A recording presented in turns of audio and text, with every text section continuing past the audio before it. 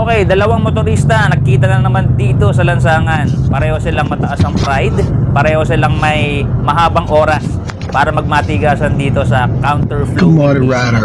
Ayan. Yan, mahaba daw ang oras ng nakamotor.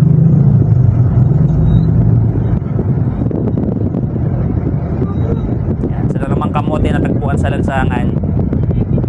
Okay, pinagtatanggol pa niya yung sarili niya dun sa mga kapwa niya motorista. Siguro sabi ng mga motorist, ng mga motor, ba't hindi ka umiwas? So pinagtatanggol niya yung sarili niya.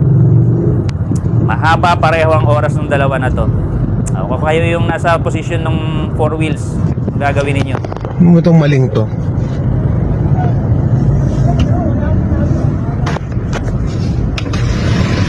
Ikaw na nga ang mali, ikaw pang galit. Ha? Tumabi ka na lang. Ay ano? Wala ka sa linya.